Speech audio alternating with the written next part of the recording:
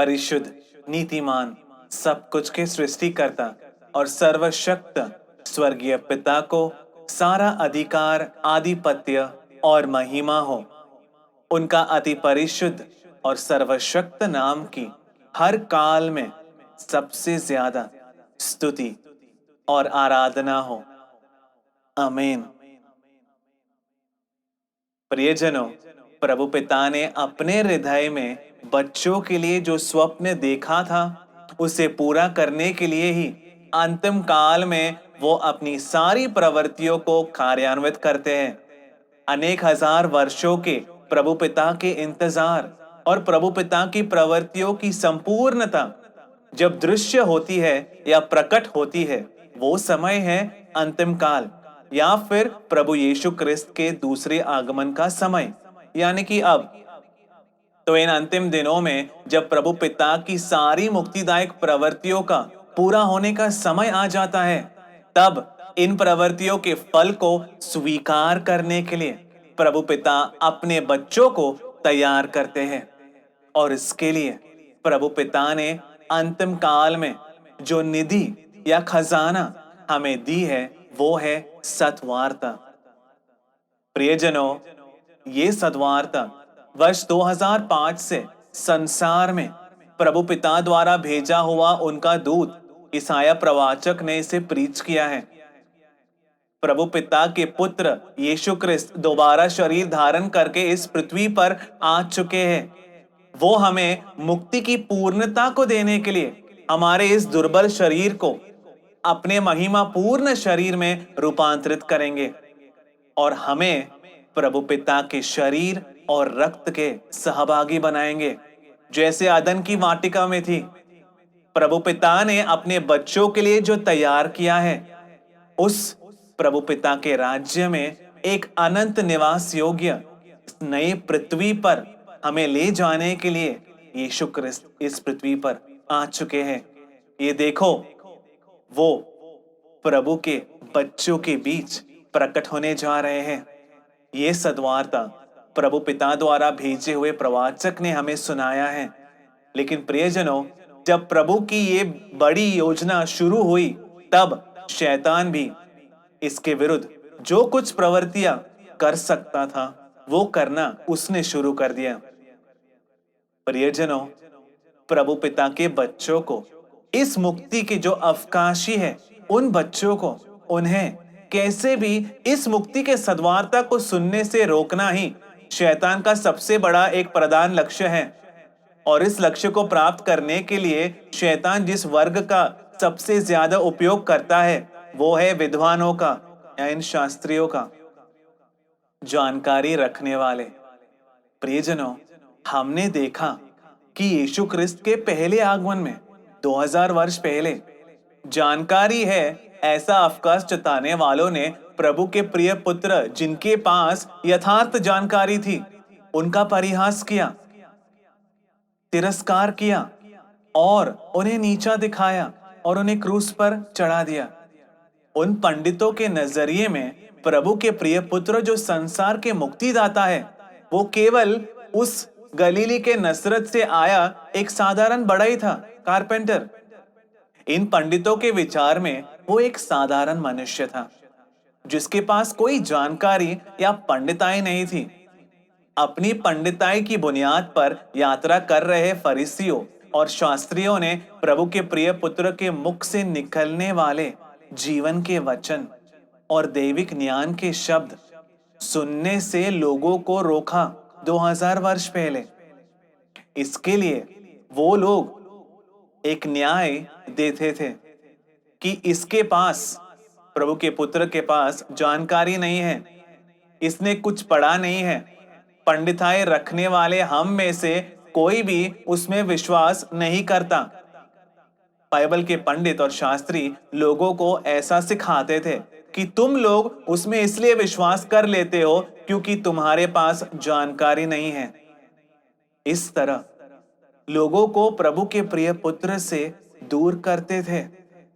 तब के पंडित या विद्वान, ये आज इसलिए कहा जा रहा है प्रियजनों, क्योंकि आज जब प्रभु के प्रिय पुत्र दोबारा इस पृथ्वी पर आ चुके हैं, और जब अनंत जीवन का सद्वार्ता इस संसार में प्रघोषित किया जा रहा है, तब आज की सभा के जानकार या अधिकारी यही प्रवृत्ति कर रहे हैं। ये हमें पहचानना है। हम पढ़ते हैं लूकस का सुसमाचार अध्याय 11 वचन 52। प्रभु वचन इस प्रकार कहता है, शास्त्रीय धिक्कार तुम लोगों को, क्योंकि तुमने विज्ञान की कुंजी, विज्ञान की चाबी हासिल की है। तुमने स्वयं प्रवेश नहीं किया और न ही किसी को प्रवेश करने देते हो। प्रभु यीशु क्रिस्त यह कहना चाह रहे हैं, तुम प्रभु के राज्य में प्रवेश करते हो और जो प्रवेश करने आते हैं उनमें रुकावट उत्पन्न करते हो। तो जानकारी है, मैं सबको जानता हूं, ऐसा अवकाश जताने वाले यीशु क्रिस्त के पहले आगमन में प्रभु ने उनसे कहा कि तुम प्रभु के राज्य में प्रवेश नहीं करोगे। यही दूसरे आगमन में भी है, क्योंकि प्रभु पिता के द्वारा भेजे हुए ने जब प्रभु के राज्य के रहस्य को प्रकट किए, तब न तो वे ये शास्त्री और विद्वान इसे समझ सके और न ही उसे स्वीकार कर सके, और न ही स्वीकार किया। ऐसा इसलिए है क्योंकि ये उनके लिए नहीं है। इस प्रभु के राज्य को प्राप्त करने के लिए प्रभु पिता ने आदि में जिन्हें निश्चित किया है, ये लोग उनमें से नहीं है। इसीलिए यही प्रवृत्ति आज ये शास्त्री और विद्वान वो और भी कठोर रूप से इसे करते हैं। कोई भी प्रभु के लोगों में से अगर आज इस सद्वार्ता को सुनना चाहता है, ये जैसे ही इन्हें पता चलता है, तब आज के ये जानकार और पंडित, ये विद्वान अपने सारे बल का प्रयोग करके, उन्हें प्राप्त सभी संविधानों का इस्तेमाल करके उन्हें रोक लेते हैं, प्रभु के बच्चों को रोक लेते हैं। इसके लिए कई संविधान हैं। लाखों लोग जो वो कहते हैं उसे सुनने को तैयार है। मीडिया, अधिकार के केंद्र और सारे संविधान उनके साथ हैं। इसीलिए इन सब का उपयोग करके प्रभु के लोगों को इस सद्वार्ता को सुनने से तब से ज्यादा आज के लोग रुकावट उत्पन्न कर सकते हैं, और वो ऐसा कर भी रहे हैं। मत्ती का सुसमाचार अध्याय 16 वचन 11 और 12। प्रभु वचन इस प्रकार कहता है, तुम लोग क्यों नहीं समझते कि मैंने रोटियों के बारे में नहीं कहा कि फरीसियों और सदूकियों के खमीर से सावधान रहो। तब शिष्य, यीशु क्रिस्त के शिष्य समझ गए कि यीशु क्रिस्त ने रोटी के खमीर से नहीं, बल्कि फरीसियों और सदूकियों की शिक्षा से सावधान रहने को कहा था। प्रियजनों, ध्यान दो, यीशु क्रिस्त के पहले आगमन में बड़ी पंडिताई रखने वाले थे ये फरीसी और सदूकी। वो खुद ये सोचते थे कि उनके पास जानकारी है, और तब लोग भी यही सोचते थे। प्रभु यीशु क्रिस्त ने अपने शिष्यों से क्या कहा? उनके प्रबोधन से बचो। ये प्रबोधन विनाश की ओर ले जाता है। क्या तब के विद्वान, तब के शास्त्री, तब के बाइबल पंडित इसे सह पाएंगे? अपने पूरे जीवन काल यरूशलेम के प्रभु आलय में निवास करके जिन्हें बड़ी पंडिताई और अभिषेक प्राप्त हुआ है, उनके बारे में एक बढ़ई कह रहा है, एक कारपेंटर कह रहा है, इनके प्रबोधन से बचो, यानी कि उसे स्वीकार मत करो, वो विनाश की ओर ले जाता है। तब के बाइबल पंडित क्या ये सह पाएंगे? नहीं, आज के पंडित भी नहीं सह पाएंगे। प्रियजनों, प्रभु वचन में लिखे दैविक सत्य के विरुद्ध, प्रेरितों के लेखों के विरुद्ध आज इस संसार को प्रीति कर, आज इस संसार के तौर तरीकों से सहमत एक दूसरा सुसमाचार, एक दूसरी आत्मा से भरकर आज की सारी सभाएं प्रबोधन दे रहे हैं। तो जब प्रभु द्वारा भेजे हुए ने ऐसे प्रबोधनों से सतर्क रहने के लिए कहा, तो आज के विद्वान, आज के पंडित उसे नहीं सह सके, ये वायलेंट हो गए। यही तो अभी भी हो रहा है। प्रभु के लोगों से प्रभु पिता के आत्मा रखने वाले ईसाया प्रवाचक ने कहा, इनके प्रबोधन से बचो। तो 2000 वर्ष पहले जो संभव हुआ था वही दोहराया जा रहा है। प्रियजनों, इसीलिए प्रभु यीशु क्रिस्त ने कहा कि वे अंधे हैं, अंधा अगर अंधे को नेतृत्व करेगा तो दोनों ही गड्ढे में गिर जाएंगे। कौन सा गड्ढा? अनंत विनाश का गड्ढा। बाइबल में एक ही गड्ढे के बारे में कहा गया है, वो गड्ढा। इस गड्ढे में गिरने का समय अंतिम काल है। इसलिए प्रियजनों, अंतिम काल के बारे में ही प्रभु ने यहाँ पर कहा है। तो 2000 वर्ष पहले जो पंडित या ये विद्वान या जानकार थे, वास्तव में वो अज्ञान थे, ऐसा प्रभु की परिशुद्ध आत्मा साक्ष्य देता है। क्या तुमने इसे पढ़ा है? ये सुनने में रोचक है। प्रेरित चरित्र अध्याय 3 वचन 17 और 18। प्रियजनों, यहाँ पर प्रभु के आत्मा से भरकर सिमोन पेतरस प्रीच कर रहा है। पेंतकोस्त के बाद परिशुद्ध आत्मा से भरकर सिमोन पतरस यहाँ पर प्रीच कर रहा है। ध्यान से सुनना भाइयों, वहां पर लोगों से सिमोन पतरस कह रहा है, तुम्हारे नेताओं की तरह 2000 वर्ष पहले उन लोगों के नेता कौन थे? वहां के महापुरोहित, फरीसी और सदुकी लोग। भाइयों, तुम्हारे नेताओं की तरह तुमने अज्ञानता के कारण ही ऐसा किया है, यह हम जानते हैं। तो परिशुद्ध आत्मा ने उन नेताओं के बारे में क्या साक्ष्य दिया था? वो वास्तव में अज्ञान है। क्या इसे तब के लोग स्वीकार करेंगे? नहीं, आज भी स्वीकार नहीं करेंगे। तो आज भी जानकारी है, मैं सब कुछ जानता हूं, ऐसा अवकाश जताते हुए प्रभु की प्रवृत्तियों में रुकावट डालते हुए उनका प्रभु पिता का विरोध करने वाले ये विद्वान और पंडित वास्तव में ऐसा क्यों करते हैं? अज्ञानता के कारण। उनके बारे में प्रभु पिता के परिशुद्ध आत्मा साक्ष्य दे रहे हैं कि वे अज्ञानता में कार्य कर रहे हैं। ये प्रभु के ज्ञान से प्रीच किया जा रहा है, और यदि इसे पहचानना है तो प्रभु की आत्मा की आवश्यकता है। ये दैविक दान है, इसीलिए एक लौकिक मनुष्य इसे नहीं समझ सकता। अगर प्रभु की आत्मा होगा तभी इसे अलग अलग करके पहचान पाओगे। तो इनके पास, इन विद्वानों के पास परिशुद्ध आत्मा नहीं है, इसीलिए ये प्रभु पिता की प्रवृत्तियों को दूषित करते हैं। प्रियजनों, सुसमाचार सुनाने से, चमत्कार दिखाने से, बड़े बड़े कार्यों करने से किसी में भी परिशुद्ध आत्मा मौजूद है, ऐसी गलत धारणा कोई न रखे।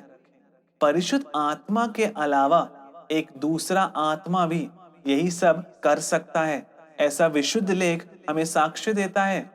हम पढ़ते हैं मत्ती का सुसमाचार अध्याय 11 वचन 16 से 19। प्रभु वचन यहाँ पर इस प्रकार कह रहा है, मैं आज की पीढ़ी के लोगों की तुलना मैं किन से करूं? वे बाजारों में बैठे उन बच्चों के समान हैं जो एक दूसरे से पुकार कर कह रहे हैं, हमने तुम्हारे लिए बांसुरी बजाई पर तुम नहीं नाचे, हमने शोक गीत गाए पर तुम नहीं रोए। बपतिस्मा देने वाला यूहन्ना आया, जो न औरों की तरह खाता था और ना पीता था, पर लोगों ने कहा था कि उसमें दुष्ट आत्मा है। कौन से लोगों ने यह कहा था? किसने कहा? फरीसियों ने कहा, विद्वानों ने, उस समय के बाइबल पंडितों ने। ध्यान से सुनो। फिर मनुष्य पुत्र आया जो औरों के समान ही खाता पीता है, पर लोग कहते हैं, इस आदमी को देखो, ये पेटू है, पियक्कड़ है, यह चुंगी वसूलने वालों और पापियों का मित्र है। किंतु ज्ञान की उत्तमता उसके कर्मों से सिद्ध होते हैं। प्रभु के प्रिय पुत्र के मार्ग को तैयार करने आए यूहन्ना बपतिस्ता मरुभूमि में जब उपवास और प्रार्थना में था, सिर्फ टिड्डियों और जंगली शहद को खाता था। जब उसने यरदन नदी के तट पर मन परिवर्तन का, ज्ञान का बपतिस्मा प्रीच किया, तब उस समय के जानकार और श्रेष्ठ, उस समय के विद्वानों ने कहा, यह पागल है, इसमें दुष्ट आत्मा है, यह कुछ नहीं खाता है। लेकिन प्रभु यीशु क्रिस्त खाते भी थे और पीते भी थे। तब उन्होंने क्या कहा? ये देखो, पेटू, पियक्कड़, नाकेदार यानी चुंगी अधिकारी और पापियों का मित्र है।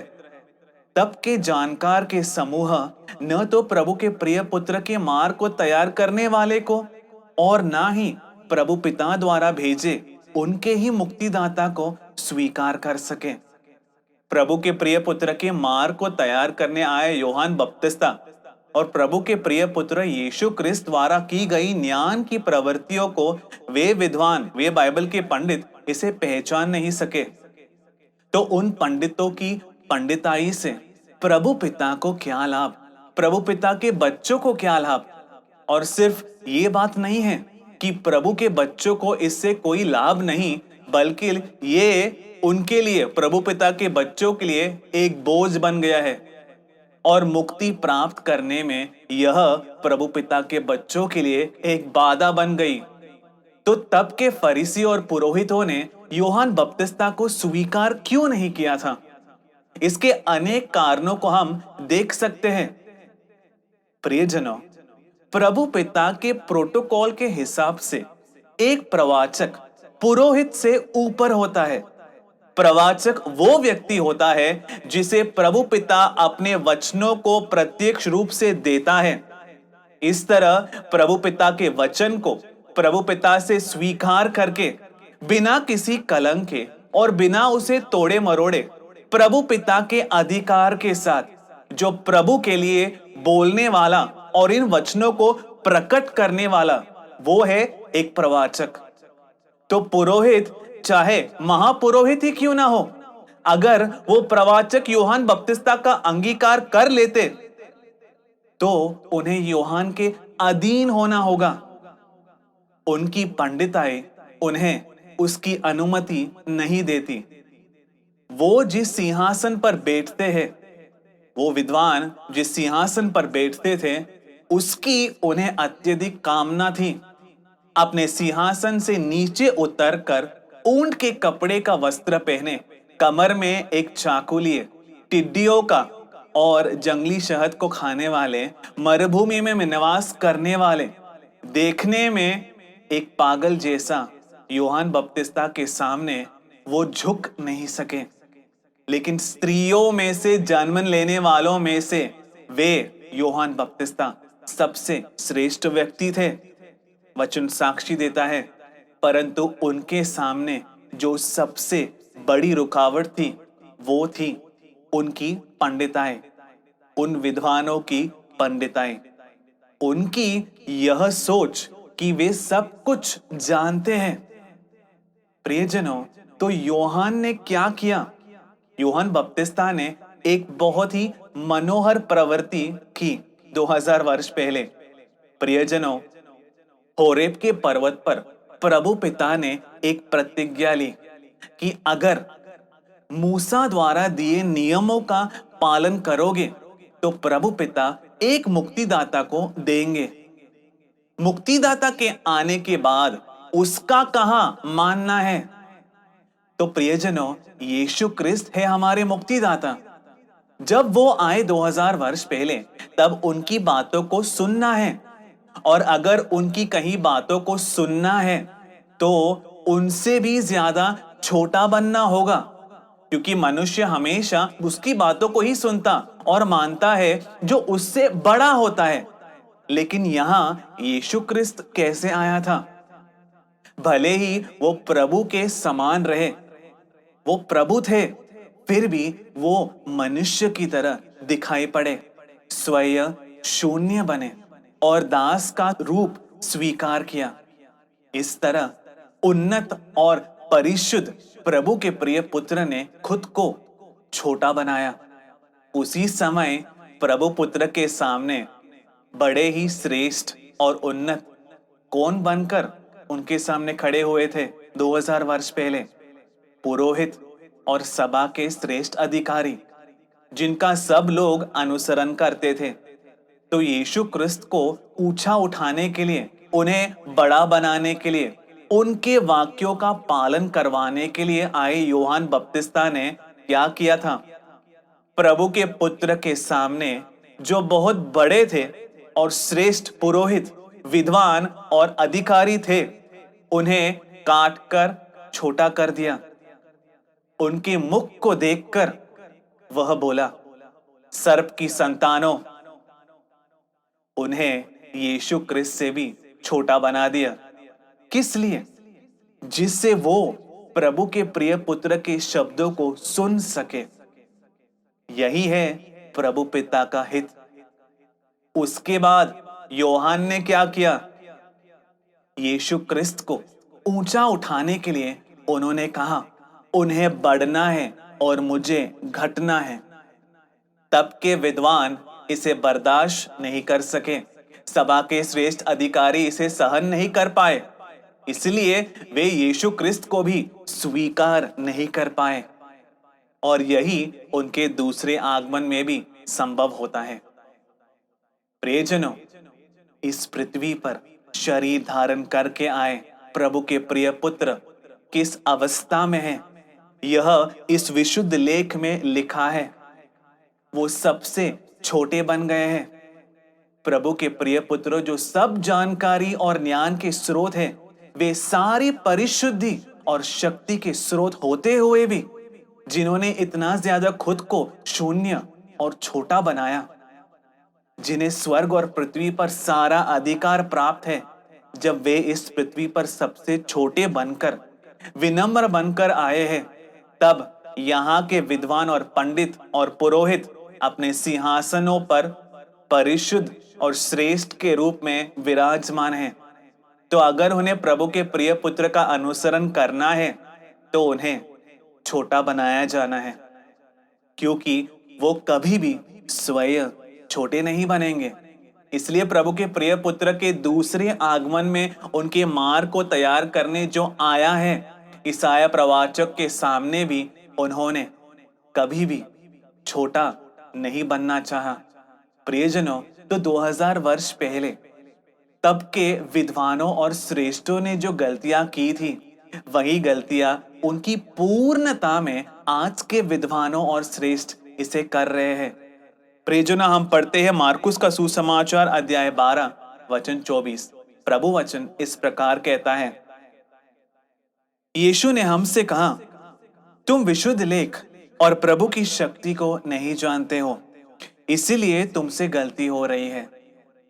पुनरुत्थान के विषय में तर्क करने आए सदूकियों से प्रभु यीशु क्रिस्त कह रहे हैं, कौन है ये सदूकी?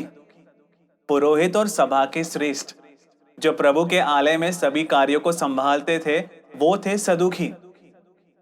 तो प्रभु यीशु क्रिस्त तब के श्रेष्ठों से, तब के विद्वान और शास्त्रियों से पूछ रहे हैं, तुम विशुद्ध लेख और प्रभु की शक्ति को नहीं जानते हो? क्या यही कारण नहीं है कि तुमसे गलती हो रही है? ये उनके दृष्टिकोण में उनसे ये कौन कह रहा है? तुम्हें इस पर ध्यान देना है। गलीली के नसरत का एक साधारण बढ़ई, एक कारपेंटर, मुझ समय के महापुरोहितों से यह कह रहा है, तुम विशुद्ध लेख नहीं जानते हो। उनकी प्रतिक्रिया, उनका रिएक्शन कैसे होगी, इसे आप कल्पना करो। उन्होंने अपना पूरा जीवन विशुद्ध लेख को पढ़ने में इसे लगाया है। इसके लिए पूरे जीवन परिश्रम किया है। मनुष्य की दृष्टि में विशुद्ध लेख को पूरी तरह से समझकर सिंहासनों पर बैठते थे वे लोग, उस समय के ये सदूकी और शास्त्री और विद्वान। उनसे प्रभु यीशु क्रिस्त कह रहे हैं, तुम विशुद्ध लेख को नहीं जानते, इसलिए तुमसे गलती हुई है। वे इस बात को स्वीकार नहीं कर पाए। तो प्रभु के पुत्र का साक्ष्य क्या है? जो विद्वान और पुरोहित तब ये अवकाश जताते थे 2000 साल पहले कि उनके पास जानकारी है, सब कुछ जानते हैं, वास्तव में वो श्रेष्ठ विशुद्ध लेख नहीं जानते हैं। या ऐसे भी कह सकते हैं कि विशुद्ध लेख द्वारा प्रभु जो हमें जानकारी देना चाहते हैं, वे लोग उसे ग्रहण नहीं कर पाए 2000 साल पहले। शेष सभी कार्यों को वे जानते थे। उन प्रभु वचनों के हिब्रू व्यक्ति को, उनके इतिहास को वे लोग जानते थे। उनकी व्याख्यात्मक निबंध को यानी कमेंट्री, वो भी वे लोग जानते थे। मनुष्य ने उन वचनों के बारे में जो कुछ कहा है, उसके बारे में भी वे इनके पास जानकारी है। उनके कल्पनाओं, भावनाओं को वे लोग जानते थे। तो इस प्रकार वे विशुद्ध लेख के बारे में कई कार्य जानते थे। लेकिन प्रियजनों, जिन बातों को यथार्थ में जानना है वो वे लोग नहीं जान पाए। यह किसका साक्ष्य है? ये प्रभु के प्रिय पुत्र यीशु क्रिस्त का साक्ष्य है। क्या प्रभु यीशु क्रिस्त झूठ बोल सकते हैं? और यही है आज के विद्वानों के बारे में प्रभु पिता का साक्ष्य। वो अनेक कार्य, इस संसार के सब कार्य वे जानते हैं। हर एक प्रभु वचन का हिब्रू मूल, हिब्रू का स्रोत, हिब्रू सोर्स, ग्रीक का सोर्स, लैटिन का स्रोत, सब मूल वे लोग जानते हैं। उन शब्दों का इतिहास, संदर्भों को वे जानते हैं। मनुष्य के वंश का शास्त्री भी वे लोग जानते हैं। लेकिन प्रियजनों, जो जानने की आवश्यकता है वे नहीं जानते। इस जानकारी को प्राप्त न करने के कारण वे गलती कर बैठते हैं। इसलिए प्रियजनों, आज के विद्वानों ने प्रभु के सत्वार्ता के साथ आए प्रभु के दूत पर यह आरोप लगाया है कि उन्हें कोई जानकारी नहीं है। अब जरा सोच कर देखो कि इस प्रकार आरोप लगाने वालों को देखकर प्रभु पिता क्या कहेंगे। इनके इस अहंकार और घमंड भरी बातों को सुनकर प्रभु पिता का विकार कैसा होगा? क्या आपने इस पर कभी सोचा है?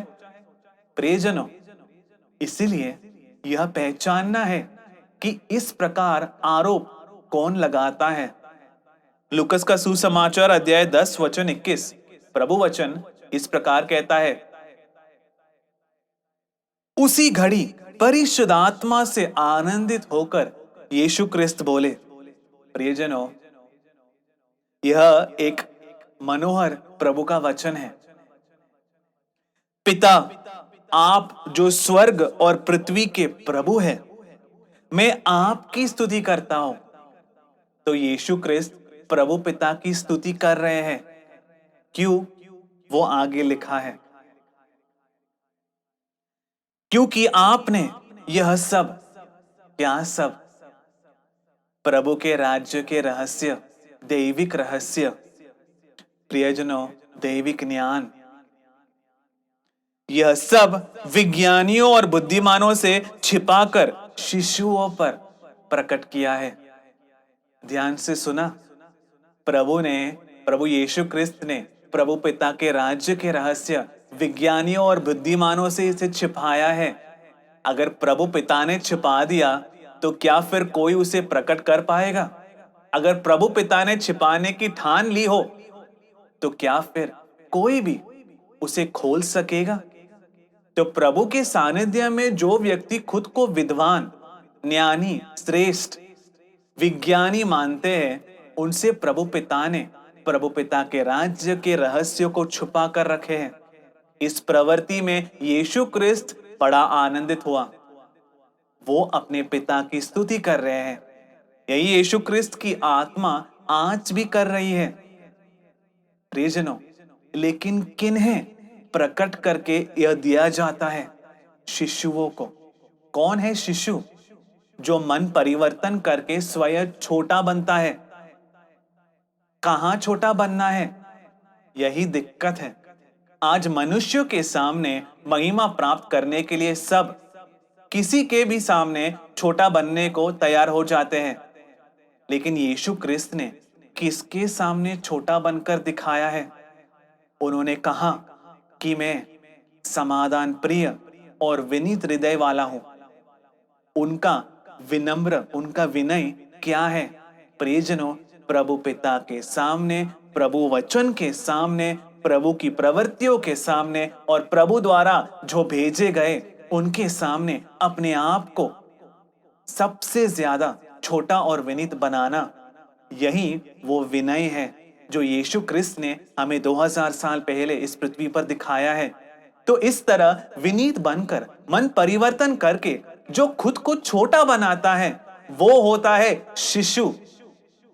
इनको पिता ये रहस्य प्रकट करके देते हैं और विज्ञानियों से इसे छिपाते हैं। तो आज भी प्रभु यही कह रहे हैं। प्रियजनों, सद्वार्ता के द्वारा प्रभु पिता ने जो दैविक रहस्य प्रकट किए हैं वो अनेक हजार वर्षों से प्रभु पिता ने इसे छिपाए रखे थे। उनकी योजना के रहस्य, उनकी महिमा और औन्नत्य से हमें जोड़ने के लिए जो योजना बनाई है उसका रहस्य, ये सब प्रघोषित होने के बाद भी क्यों ये विद्वान और पंडित इन्हें समझ नहीं सके? क्योंकि प्रभु पिता ने इन बुद्धिमानों से ये छिपाए रखा है। इसीलिए प्रियजनों, इस तरह छुपाए जाने के कारण उन्हें कुछ समझ में नहीं आया। इसलिए उन्होंने क्या किया? दूषण कहा। ये जो प्रघोषित कर रहा है, पिता के द्वारा भेजा हुआ दूत जो ये प्रघोषित कर रहा है, उस पर उन्होंने क्या दोष लगाया है? वो कुछ नहीं जानता। कुछ न जानने वाला एक बोल रहा है और कुछ न जानने वाले कई बेवकूफ इस पर विश्वास कर रहे हैं। यही है आज के विद्वान और पंडितों का कहना। प्रियजनों, मत्ती का सुसमाचार अध्याय 16 वचन 1 से 3 हम पढ़ते हैं। प्रभु वचन इस प्रकार कहता है, फरीसी और सदूकी यीशु क्रिस्त की परीक्षा लेने के लिए आए हैं। उन्होंने उससे कहा कि हमें स्वर्ग से एक चिन्ह दो। तब के शास्त्री, श्रेष्ठ, नियम सिखाने वाले, जानकार, सदुकी और पुरोहित श्रेष्ठ है ये लोग जो यीशु क्रिस्त की परीक्षा लेने आए हैं। परिशुद्ध आत्मा ने इसी प्रकार इसे लिखा है। यीशु क्रिस्त ने उन्हें उत्तर दिया, शाम को तुम कहते हो कि आकाश लाल है, मौसम अच्छा है। सुबह तुम कहते हो आकाश ढका हुआ है, आज बारिश और आंधी आएगी। आकाश के बदलाव तुम पहचान पा रहे हो। प्रियजनों, अब जो सवाल यीशु क्रिस्त इन्हें पूछने जा रहे हैं उसे ध्यान से सुनो। लेकिन काल के चिन्ह तुम क्यों नहीं पहचानते? प्रियजनों, तब के 2000 वर्ष पहले तब के पुरोहितों से, श्रेष्ठों से, शास्त्रियों से और विद्वानों से, बाइबल के पंडितों से प्रभु के प्रिय पुत्र यीशु क्रिस्त पूछ रहे हैं, तुम मौसम के चिन्हों को, मौसम के संकेतों को तुम अच्छे से पहचान लेते हो, आकाश में आए बदलाव को पहचान पाते हो, तो फिर काल के चिन्हों को, काल के संकेतों को क्यों पहचान नहीं पा रहे? तब यीशु क्रिस्त के पहले आगमन में उन्होंने अपने आगमन के अनेक चिन्ह और संकेत दिखाए थे। जो प्रभु वचन जानते हैं ऐसा कहते थे, पंडिताई रखते थे, उनमें से कोई भी इन चिन्हों को पहचान नहीं सका। यही यीशु क्रिस्त खुद साक्षी दे रहे हैं।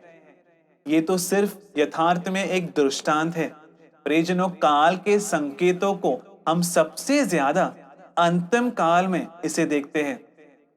यीशु क्रिस्त के दूसरे आगमन में, युगों के अंत में संभव होने वाले अनेक चिन्हों को प्रभु पिता ने विशुद्ध लेख में अपने प्रवाचकों द्वारा, यीशु क्रिस्त और यीशु क्रिस्त के द्वारा भेजे प्रेरितों के द्वारा इसे लिखा है इस पुस्तक में। प्रियजनों, हम जो काल के चिन्हों के बारे में पढ़ते हैं वो सब अंतिम काल में संभव होने वाले चिन्ह हैं। तो ये आरोप पूर्णता से जो यीशु क्रिस्त ने कहा है उनके दूसरे आगमन में लगाया जाता है। अनेक बड़े विद्वान और पंडित हैं, दैविक शास्त्र में, बाइबल में पीएचडी ले चुके हैं। अनेक लोगों में से कितने लोगों ने काल के चिन्हों को ढूंढकर इसे पहचाना है? प्रियजनों, प्रभु के प्रिय पुत्र दोबारा शरीर धारण करके इस पृथ्वी पर आ चुके हैं। उनके आने से पहले उनके आने के अनेक चिन्ह प्रभु ने हमें दिखाया है। अब उनका प्रकट होना या प्रत्यागमन करना, मैनिफेस्टेशन करना बाकी है। युगों का अंत होना बाकी है। इन सब के चिन्ह संसार में कई दिखाए गए हैं। आज आप न्यूज़ पर भी देख रहे हो, प्रभु पिता के ग्रंथ में लिखे गए चिन्ह हैं। वो चिन्ह जिन्हें न तो आंखों ने कभी देखा है और न ही कानों ने कभी सुना है। कितने पंडितों ने, कितने विद्वानों ने इन चिन्हों पर ध्यान दिया है? कितने विद्वान इन चिन्हों को पहचान सके हैं? कितने बाइबल के पंडितों या शास्त्रियों ने इन चिन्हों की ओर इशारा करके प्रभु के प्रजा को, प्रभु के लोगों को तैयार किया है? ऐसा कुछ हुआ ही नहीं है। इस सत्वार्ता को सुनकर अपना नोट्स बनाकर जाने वाले कई विद्वानों और पंडितों और सुसमाचार के प्रघोषकों ने ऐसा कहना शुरू किया कि मुझे ये सपना आया, ये दृश्य मैंने देखा। और इस तरह काल के चिन्हों के बारे में वो प्रीच करने लगे। काल के चिन्हों के बारे में कुछ सुसमाचार के प्रघोषकों ने पहले ही यहां से लेकर रखा था। फिर चर्च की अनुमति लेकर प्रीच करने लगे और अब सब कुछ वे लोग निगल चुके हैं। अब वो महिमा में रहते हुए चर्च की स्तुति गा रहे हैं। तो ये विद्वान और बाइबल के पंडित काल के चिन्हों को पहचान नहीं सके हैं, अभी भी नहीं समझ रहे हैं, और अगर उन्हें कोई बताए तो भी वो स्वीकार नहीं करेंगे इसे, क्योंकि ये तो उनकी पंडिताई का मजाक होगा ना। प्रियजनों, जिन्हें जानकारी नहीं, जिन्होंने पढ़ा नहीं है, अगर उनसे काल के चिन्ह कहा जाए तो वो क्या कहेंगे? वो तो इजिप्ट में फरो ने जैसे पिता के द्वारा दिए हुए चिन्हों का मजाक बनाया था, वैसे आज के ये पंडित भी इन चिन्हों को देखने पर उसका मजाक उड़ाएंगे। यही अभी संभव हो रहा है। प्रियजनों, हम पढ़ते हैं लूकस का सुसमाचार अध्याय 7 वचन 28 से 30। प्रभु वचन इस प्रकार कहता है, मैं तुमसे कहता हूं, स्त्रियों में से जन्मे मनुष्य में योहान बपतिस्मा से श्रेष्ठ कोई नहीं। फिर भी प्रभु के राज्य में सबसे छोटा उससे बड़ा है। उसने कहा, यीशु ख्रिस्त ने कहा, स्त्रियों में से जन्मे लोगों में योहान बपतिस्मा से श्रेष्ठ कोई नहीं। तो यीशु ख्रिस्त किससे जन्मे हैं? स्त्री से ही ना। प्रभु से जन्मे प्रभु के प्रिय पुत्र इस पृथ्वी पर एक स्त्री से ही जन्मे हैं। यीशु ख्रिस्त का स्थान योहान से तो बड़ा ही है ना। और परिशुद्ध मां को भी चर्च योहान से तो बड़ा ही स्थान देता है। तो वे दोनों किससे जन्मे हैं? तो प्रियजनों, यीशु ख्रिस्त जिस स्त्री में से जन्मे हैं वो कौन है? उसका औन्नत्य क्या है? किसी ने भी आज तक इसकी जांच नहीं की है। ये सुनकर योहान का बपतिस्मा स्वीकार करने वाले साधारण लोगों ने और नाकेदारों ने, चुंगी अधिकारियों ने प्रभु की नीति को प्रघोषित किया। फरीसी और शास्त्री जो जानकार थे, उन्होंने योहान का बपतिस्मा स्वीकार नहीं किया और उनके बारे में जो प्रभु का हित था, प्रभु पिता का हित, उसे स्वीकार नहीं किया, उसका तिरस्कार किया। प्रियजनों, ये एक बड़ा दृष्टांत है, एक ट्रेलर है। 2000 वर्ष पहले इन फरीसियों और शास्त्रियों के बारे में जो प्रभु पिता का हित था, उन्होंने उसका तिरस्कार किया। क्या था वो प्रभु पिता का हित? उन्होंने यीशु ख्रिस्त से पूछा, प्रभु पिता के हित के अनुसार प्रवृत्ति करने के लिए हम क्या करें? प्रभु के हित के अनुसार प्रवृत्ति करने के लिए हम क्या करें? यीशु ख्रिस्त ने उन्हें उत्तर दिया, ये है प्रभु के हित के अनुसार की जाने वाली प्रवृत्ति, उनके भेजे हुए में विश्वास करो। योहान का सुसमाचार अध्याय 6 वचन 28 और 29 में हम ये देख सकते हैं, इसे पढ़ सकते हैं। ये बहुत ही प्रधान प्रभु पिता का एक वचन है। तो प्रियजनों, प्रभु पिता ने अगर किसी को भी भेजा है तो उस समय सबसे बड़ा प्रभु पिता का हित क्या है? प्रभु के भेजे हुए में पूर्ण रूप से विश्वास करो, पूर्ण रूप से प्रभु के द्वारा भेजे हुए के सामने विनीत बनो, उसके शब्दों को प्रभु के शब्दों की तरह उसे स्वीकार करो, उसकी प्रवृत्तियों को प्रभु की प्रवृत्तियों की तरह उसे स्वीकार करो। यही है प्रभु पिता का हित। तो तब के जानकार, तब के विद्वान और पंडित, उन्होंने क्या किया? उन्होंने अपने खुद के बारे में जो प्रभु पिता का हित था उसका निराश किया। आज भी ऐसा ही है प्रियजनों, आज भी प्रभु पिता के बच्चों से प्रभु पिता सबसे ज्यादा कौन सी प्रवृत्ति की आवश्यकता रखते हैं? प्रभु पिता के द्वारा भेजे हुए में विश्वास करो, क्योंकि प्रभु जिसे भेजते हैं वो प्रभु के अधिकार के साथ आता है। इस पृथ्वी पर हर मुक्तिदायक योजनाओं के एकमात्र अधिकारी प्रभु पिता है।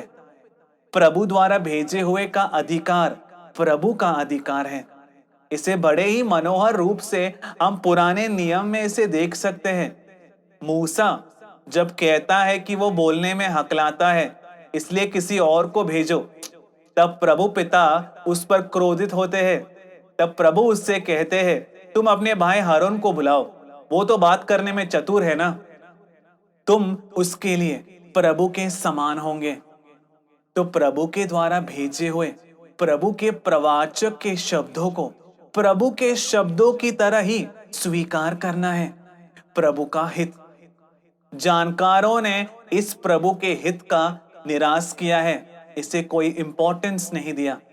आज भी ऐसा ही है। वो उस स्वर को पहचान नहीं सके, उस स्वर के स्रोत को पहचान नहीं सके।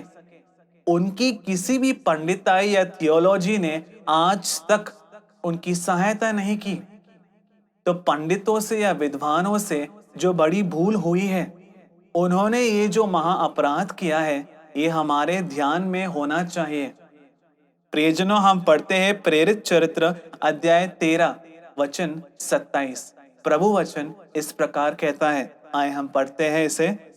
यरूशलेम के निवासियों तथा उनके अधिकारियों ने यीशु क्रिस्त को नहीं पहचाना। उन्हें यीशु क्रिस्त को दंडाज्ञा दिलाकर बिना समझे ही नबियों के वो कथन पूरे कर दिए जो प्रत्येक विश्राम दिवस साबत के दिन को पढ़कर सुनाए जाते हैं। इन वचनों के बारे में अनेक कार्य कहने को है। प्रियजनों, एंटियोख में पौलुस प्रीच कर रहा है। यरूशलेम के निवासी और उनके अधिकारी यानी कि जानकार, शास्त्री, फरीसी और पुरोहित, उन्होंने क्या किया? प्रभु द्वारा भेजे हुए मुक्तिदाता, जिस मुक्तिदाता के लिए उन लोगों ने 1500 वर्षों से इंतजार किया था, उसे नहीं पहचाना जो उसके सामने खड़े थे। और उन्होंने क्या किया? हर विश्राम के दिन जो प्रवाचक वचन वो पढ़ते थे, उन्हें वो नहीं समझे। ये किसका साक्ष्य है? परिशुद्ध आत्मा का साक्ष्य है। जब यीशु क्रिस्त इस पृथ्वी पर आए थे, तब जिन्होंने ये अवकाश जताया था कि वे जानकार है, इसी तरह यूहन्ना बपतिस्ता के समय जो जानकार है, ऐसा अवकाश जताने वाले शास्त्री, पुरोहित लोगों ने क्या किया? उनसे क्या गलती हुई? वो हर विश्राम के दिन पढ़े जाने वाले प्रवाचक वचनों को समझ नहीं सके। यहां तो यीशु क्रिस्त भी उन पर दोष लगाते हैं, तुम विशुद्ध लेख को नहीं जानते, इसलिए तो तुमसे गलती हो रही है। यहां पौलुस साक्ष्य दे रहा है कि सारे जानकार अथवा पंडित और विद्वान हर विश्राम के दिन, हर साबित के दिन जो प्रवाचक वचन पढ़ते थे, वो उन्हें समझ नहीं सके। आज भी ऐसा ही है। प्रियजनों, ये बड़े पंडित हैं, थियोलॉजन हैं, विद्वान हैं, अभिषेक प्राप्त कर चुके लोग हैं, जानकार हैं, पीएचडी रखने वाले हैं, यूनिवर्सिटी में पढ़ाते हैं, अपने नाम के साथ कई पीएचडी साथ लगाते हैं, लोगों द्वारा बहुमान प्राप्त करने वाले लोग हैं। लेकिन प्रभु के परिशुद्ध आत्मा साक्ष्य दे रहे हैं कि ये पंडित और विद्वान प्रवाचक वचनों को नहीं जानते, उन्होंने नहीं समझा है। ये कोई नहीं मानेगा। पंडितों तो, ये विद्वान तो बिल्कुल नहीं मानेंगे इसे, उनके शिष्य भी इसे नहीं मानेंगे। लेकिन प्रियजनों, यही सत्य है, क्योंकि प्रभु का वचन सत्य है। यूहन्ना का सुसमाचार अध्याय 8 वचन 14 और 15। प्रभु वचन इस प्रकार कहता है, यीशु क्रिस्त ने उत्तर दिया, मैं अपने विषय में साक्ष्य देता हूं, फिर भी मेरा साक्ष्य मान्य है, क्योंकि मैं जानता हूं कि मैं कहां से आया और कहां जा रहा हूं। तुम मनुष्य की दृष्टि से न्याय करते हो। तो प्रियजनों, जानकारों, पंडितों और विद्वानों और श्रेष्ठों से क्या भूल हुई? वो मानुषिक रूप से न्याय करते थे। बाहर जो दिखता था उसके अनुसार वो न्याय करते थे, लेकिन वो नीति पूर्वक नहीं था। वो मानुषिक धारणाओं के साथ न्याय करते थे। ये एक बड़ी दुर्घटना है। इसीलिए पौलुस के द्वारा परिशुद्ध आत्मा हमें एक बड़ी चेतावनी देते हैं। इसीलिए अब से हम किसी को भी मानुषिक धारणा से नहीं देखते हैं। एक समय पर हम मानुषिक धारणा के द्वारा या मानुषिक दृष्टिकोण के द्वारा क्रिस्त को देखते थे, लेकिन अब ऐसा कभी नहीं करेंगे।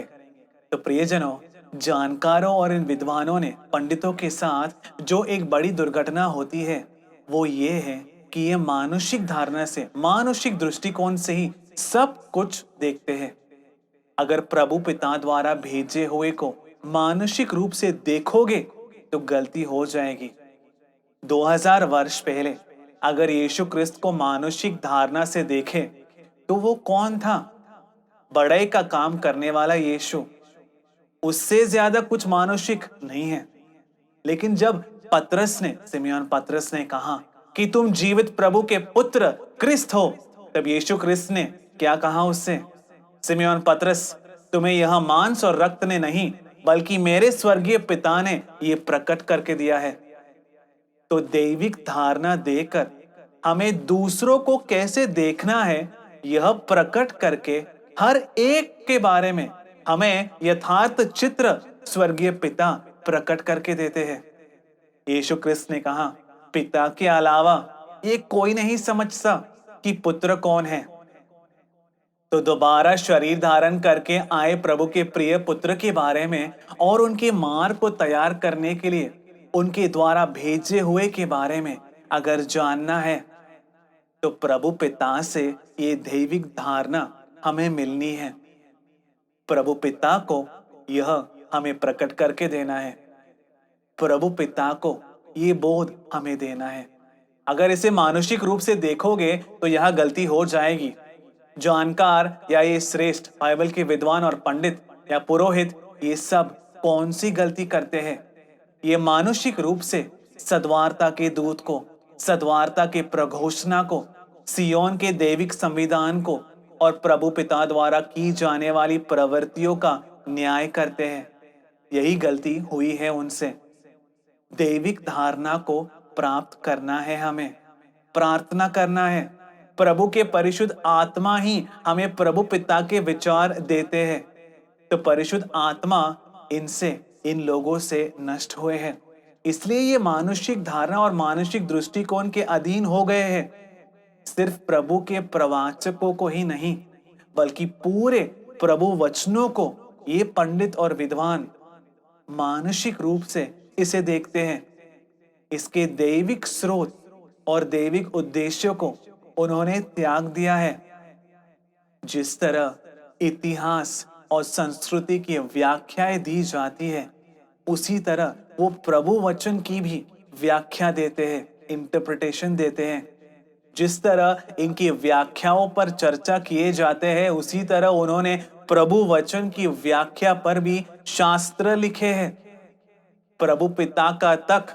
प्रभु का तक शास्त्र लिखने वाले सिर्फ कीड़े के समान मनुष्य, सिर्फ उद्धार मांगने के इतिहास रखने वाले मनुष्य, सब कुछ के सृष्टिकर्ता प्रभु पिता पर शास्त्र लिख रहे हैं, प्रभु पर शास्त्र लिख रहे हैं। तो इतना ज्यादा अहंकार और घमंड से भरी ये पीढ़ी प्रभु पिता के भेजे हुए के सामने कैसे विनीत बनेंगे? वो प्रभु के ज्ञान के सामने कैसे विनीत बनेंगे? उनकी धारणाएं, इन लोगों की धारणाएं मानुषिक हो गई हैं। हमें ये पढ़ना है। प्रियजनों, हम पढ़ते हैं योहान का सुसमाचार अध्याय 9 वचन 28 से 32। प्रभु वचन इस प्रकार कहता है, इस पर उन्होंने उस अंधे व्यक्ति का अपमान किया और कहा, कौन? एक जो जन्म से ही अंधा था, यीशु ने उसे चंगा कर दिया। इस वचन का पश्चातल यह है कि यीशु क्रिस्त ने जन्म से अंधे एक मनुष्य को चंगा किया था। उन्होंने जमीन पर थूका, उसे मिट्टी से मिलाया और उस मनुष्य की आंखों में मल दिया और उससे कहा, जाकर शीलो नामक नदी में धो लो। फिर वो व्यक्ति वहां गया और धोया, तब उसे सब कुछ दिखने लगा। अब उसकी आंखें खोल दी गई और ये जन्म से ही अंधा था। इसलिए प्रियजनों, वहां के अधिकारी, शास्त्री, फरीसी और पुरोहित उससे बार बार यही पूछते रहे। तो वे उस व्यक्ति का धिक्कार करते, उस अंधे व्यक्ति का धिक्कार करते और उससे कहते कि तू उसका शिष्य है, जबकि हम मूसा के शिष्य हैं। प्रियजनों, ये हम देख चुके हैं कि प्रभु के प्रिय पुत्र ने ये साक्ष्य दिया है कि भले ही वे जताते हैं कि वे मूसा के शिष्य हैं, लेकिन सत्य में उन्होंने मूसा पर विश्वास ही नहीं किया था। उन्होंने कहा, हम जानते हैं कि प्रभु ने मूसा से बात की है, लेकिन हम नहीं जानते कि ये मनुष्य कहां से आया है। तब उस जन्म से अंधे व्यक्ति ने जो बोला, प्रियजनों, उस पर ध्यान दो। ये आश्चर्य की बात है कि तुम लोग नहीं जानते कि वो कहां से आया है, फिर भी उसने मुझे चंगा कर दिया।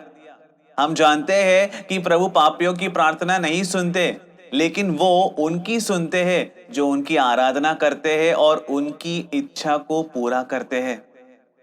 प्रियजनों, इतने समय तक ये फरीसी और शास्त्री यही सिखाते थे कि ये अंधा या तो अपने पापों के कारण या अपने माता पिता के पापों के कारण अंधा जन्मा है। अब ये व्यक्ति जो साधारण व्यक्ति है और जिसके बारे में ये कहा गया कि ये जन्म से ही पापी है, वो कह रहा है कि प्रभु पापियों की प्रार्थना नहीं सुनते। तो इस तरह इस व्यक्ति ने ये प्रख्यापित किया कि इसे चंगा करने वाला पापी नहीं है, बल्कि ये वो है जो सत्य में प्रभु पिता की आराधना करता है और सिर्फ प्रभु की इच्छा पूरी करता है। प्रियजनों, ये समझने के लिए पीएचडी नहीं चाहिए। इसे वहां पर जन्म लेने वाले कोई भी व्यक्ति साधारण रूप से समझ सकता है कि ये व्यक्ति जो कह रहा है ये सही है। लेकिन जो ये अवकाश जताते थे कि वे जानकार है, वो इस साधारण तत्व को भी नहीं पहचान सके। जन्म से ही अंधे किसी मनुष्य की आंखें को खोलते हुए संसार के आरंभ से किसी ने कभी नहीं सुना। आज तक संभव न हुए इस प्रवृत्ति को जब उस मनुष्य ने किया, तो वो कह रहे हैं कि वो कहां से आया है ये हम नहीं जानते। उस समय के विद्वान कह रहे हैं ये हम नहीं जानते। ये इस जन्म से अंधे मनुष्य को विचित्र लगा। तो प्रियजनों, प्रभु की प्रवृत्तियों को देखना और उनकी महानता का अंगीकरण करने की अनुमति इन विद्वानों और पंडितों के घमंड ने और अहंकार ने उन्हें नहीं दी। आज भी यही हो रहा है। आज भी इसी प्रवृत्ति को दोहराया जा रहा है। तो ये जानकार न तो प्रभु पिता की प्रवृत्ति को देख सके और न ही उसे महिमान्वित कर पाए, और कर भी नहीं सकेंगे। योहान का सुसमाचार अध्याय 9 वचन 22। प्रियजनों, योहान का सुसमाचार अध्याय 9 वचन 22, आइए हम इसे पढ़ते हैं। उसके माता पिता ने यह इसलिए कहा कि वे यहूदियों से डरते थे। किसके माता पिता? जन्म से अंधे उस व्यक्ति को जिसे यीशु क्रिस्त ने सौख्य दिया। तब के पंडितों, फरीसियों और पुरोहित यह निर्णय कर चुके थे कि यदि कोई यीशु को क्रिस्त मानेगा तो वह सभागृह से बहिष्कृत कर दिया जाएगा। आज भी ऐसा ही है। प्रभु के प्रिय पुत्र यीशु क्रिस्त इस पृथ्वी पर दोबारा शरीर धारण करके आ चुके हैं। इस पर जो भी विश्वास करता है, उन्हें यहाँ के सभा अधिकारी या जानकार या विद्वान सभा से बाहर निकाल देते हैं। ये तब जो हुआ था वही दोहराया जा रहा है। वास्तव में जानकारों का या विद्वानों को क्या करना चाहिए था? प्रभु के लोगों को ये आने वाला क्रिस्त है ऐसा बताकर जिन्हें उनका नेतृत्व करना चाहिए था, उन्होंने क्रिस्त में विश्वास करने वालों को अपने सभागृह से बाहर निकाल दिया 2000 वर्ष पहले, और ये सभाओं में प्रघोषित भी किया। उन्होंने उस अंधे को भी, जिसे यीशु क्रिस्त ने सौख्य दिया था, उसे भी बाहर निकाल दिया। ऐसे आगे अगर पढ़ने पर इसे हम देख सकते हैं। तो यही प्रवृत्ति वो आज भी करते हैं।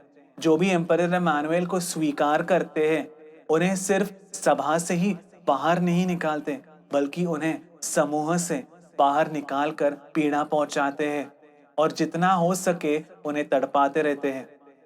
खबरों द्वारा, अन्य मीडिया द्वारा निरंतर दूषण कहते रहते हैं। जो वो कहते हैं उसमें कुछ भी सत्य नहीं है। वो मन भर के दूषण कहते हैं। दूषण कहने की आत्मा द्वारा दूषण कहते रहते हैं। प्रियजनों, कौन है दूषण कहने वाला? विशुद्ध लेख में ढूंढोगे तो मिल जाएगा। शैतान दिन रात प्रभु पिता के सामने जाकर विशुद्धों के विरुद्ध दूषण कहता है। हम ये देखते हैं कि इस आत्मा से भरे मनुष्य, प्रभु पिता के बच्चे, जिन्हें प्रभु विशुद्ध कहकर पुकारते हैं, उनके विरुद्ध निरंतर दूषण कहते रहते हैं। ये उनके अंदर की आत्मा का स्वभाव है। यही प्रवृत्ति विद्वानों ने, इन पंडितों ने, इन शास्त्रियों ने भी की थी। अब भी यही कर रहे हैं। प्रियजनों, अब जरा पुराने नियम में जो प्रवाचक हैं, उनके बारे में आप जांच करके देखो। उनमें से कितनों के पास पंडिताई थी? हर एक प्रवाचक की जांच करके देखो। बहुत ही थोड़े से कुछ पुरोहित ही थे। यर्मिया एक पुरोहित का बेटा था। यहेजकेल एक पुरोहित था, ये हम देख सकते हैं। लेकिन अनेक प्रवाचक, चरवाहे और किसान थे। संसार की दृष्टि में किसी भी श्रेष्ठता का अवकाश जो नहीं जता सकते। भौतिक रूप से किसी भी औन्नत्य का अवकाश जिनके पास नहीं था। बहुत ही साधारण लोग, जिनके पास कोई पंडिताई न हो। प्रियजनों, यहाँ कहीं भी इन प्रवाचकों की पंडिताई को लोगों ने नहीं खोजा। उस समय उनसे निकलने वाले वचनों को वे लोग खोजते थे। प्रभु पिता के वचनों को इन प्रवाचकों में प्रभु पिता ने डाला है, ऐसा साधारण लोग उस समय विश्वास करते थे। इन प्रवाचकों से निकलने वाला प्रभु पिता का वचन है, उनका शब्द है, उनका शासन है, प्रभु पिता की प्रतिज्ञा है, उनका दंड है। ऐसा साधारण लोग उस समय उन्होंने पहचाना और उसे स्वीकार किया। लेकिन पुरोहितों ने स्वीकार नहीं किया।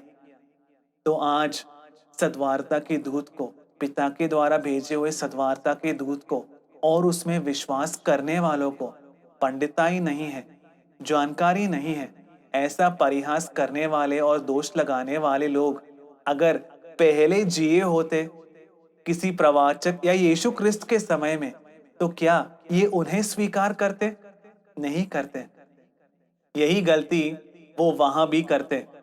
प्रियजनों, हम पढ़ते हैं दूसरा इतिहास का ग्रंथ अध्याय 36 वचन 15 और 16। प्रभु वचन इस प्रकार कहता है। एक उदाहरण कहा जा रहा है। प्रभु उनके पूर्वजों के प्रभु पिता उनके पास अपने प्रवाचक को और दूतों को निरंतर भेजता रहा, क्योंकि उसे अपनी प्रजा और उनके निवास स्थानों पर तरस आता था। किंतु उन्होंने, किसने? पंडितों ने, विद्वानों ने या अधिकारी प्रभु के दूतों का उपहास किया, उसके उपदेशों का तिरस्कार किया और उनके नबियों का हंसी उड़ाई। अंत में प्रभु का क्रोध अपनी प्रजा पर फूट पड़ा और उससे बचने का कोई उपाय नहीं रहा।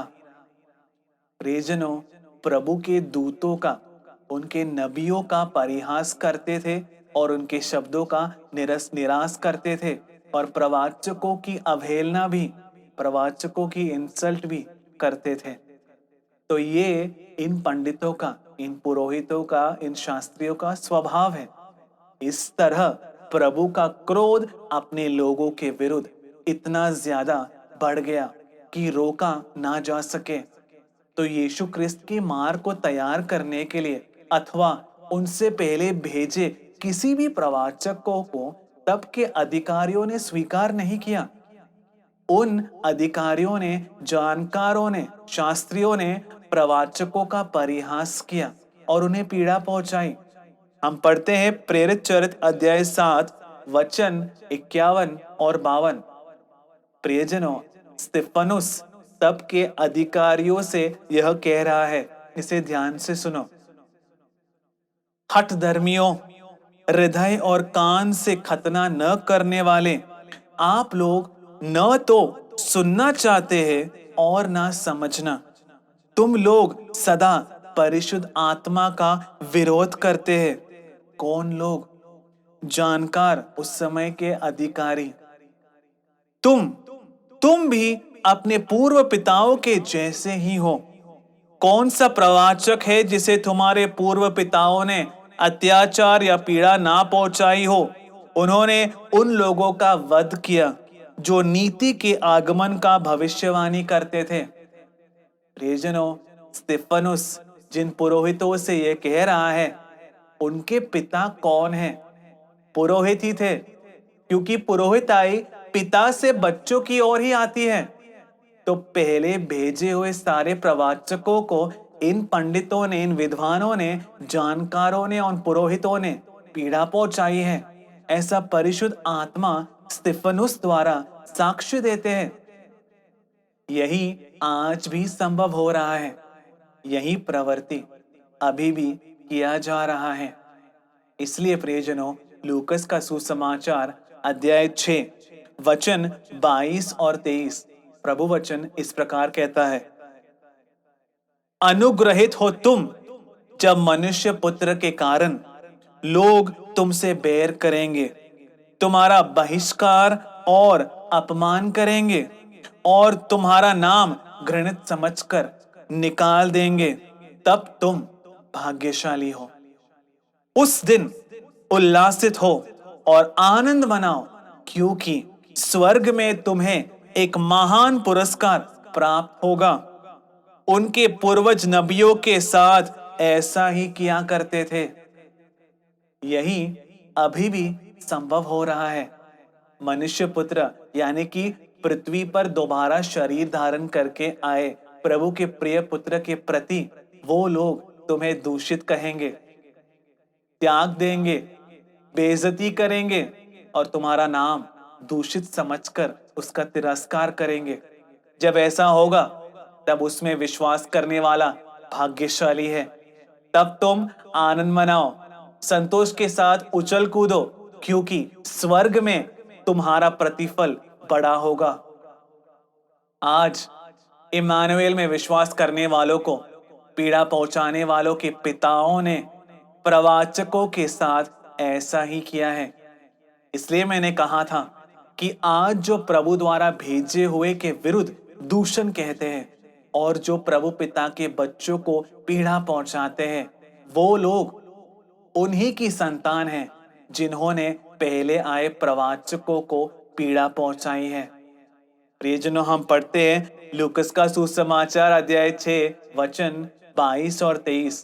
प्रियजनों, इस वचन को पढ़ने पर समझ में आएगा कि यह अंतिम काल में ही संभव होता है।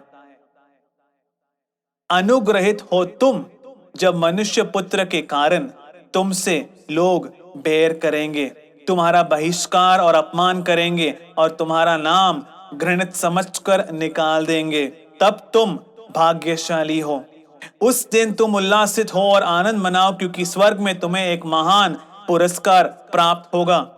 उनके पूर्वज नबियों के साथ ऐसा ही किया करते थे।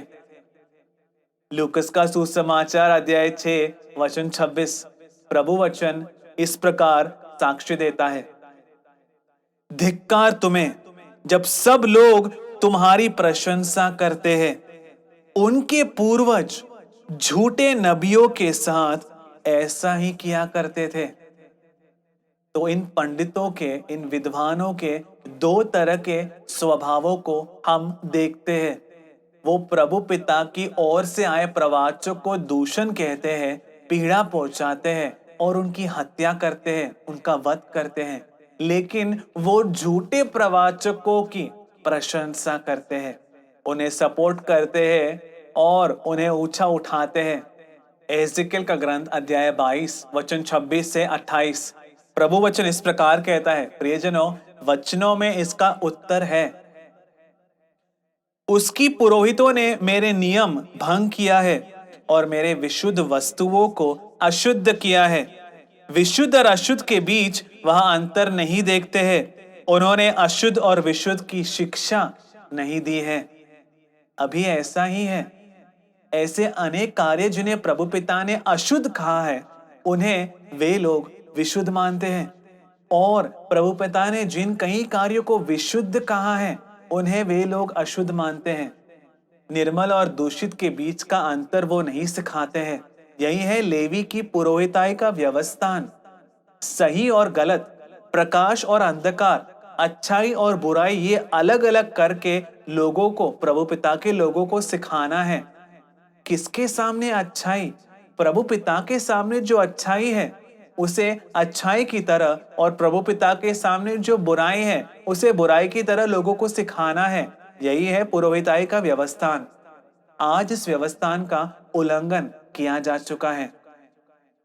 उन्होंने मेरे विश्राम दिवसों की अवहेलना की है और इससे मेरे नाम को दूषित किया है। उसके यहाँ की पद अधिकारी यानी कि श्रेष्ठों या शास्त्रियों भेड़ियों की सदृश्य है। वे अपने शिकार को फाड़ते हैं, खून बहाते हैं और अनुचित लाभ के लिए हत्या करते हैं। प्रियजनों, इन दिनों की खबरों को देख लेना, समझ में आ जाएगा। उसके प्रवाचक यानी कि सुसमाचार के प्रघोषक या नेता बिना प्रभु पिता ने कहा प्रभु ऐसा कहते हैं, ये कहकर उसके अधिकारियों के लिए झूठे दृश्य देखते हैं, झूठे प्रवचन करते हैं, और इस तरह उसकी गलतियों को वे लोग छिपाते हैं।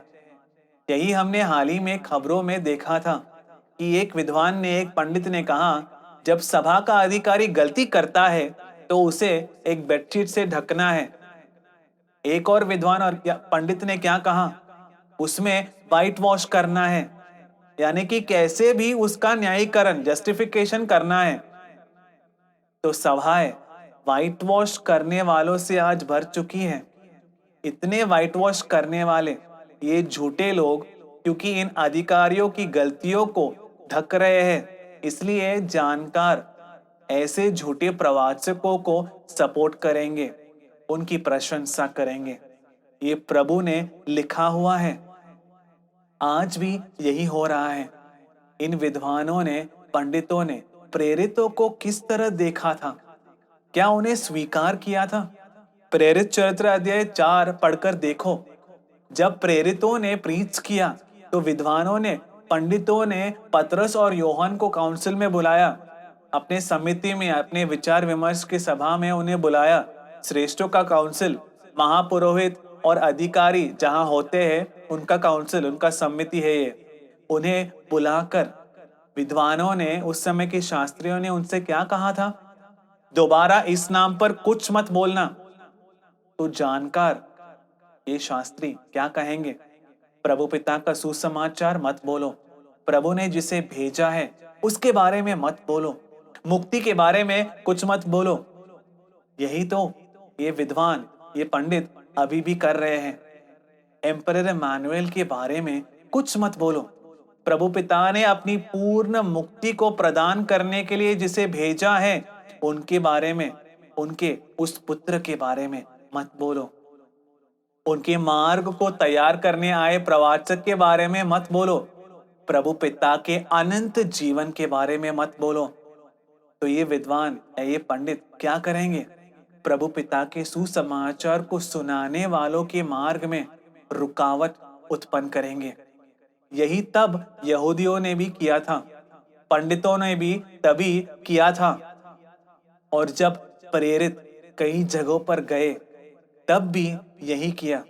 हम प्रेरित चरित्र पढ़कर ये जान सकते हैं, जब पौलुस एंथियोक में सुसमाचार सुना रहा था, सिर्फ वही नहीं, हर जगह पर वहां के पंडित, वहां के विद्वान जो खुद को जानकार समझते थे, उन्होंने लोगों को उल्टा सीधा पाठ पढ़ाकर भेजा। उदाहरण के रूप में, उदाहरण के तौर पर प्रेरित चरित्र अध्याय 13 वचन 45 से 50 प्रभु वचन इस प्रकार कहता है, लोगों की इतनी बड़ी भीड़ देखकर यहूदी ईर्ष्या से जल रहे थे और पौलुस की निंदा करते हुए उसके बातों की खंडन करते रहे। यह आज भी हो रहा है।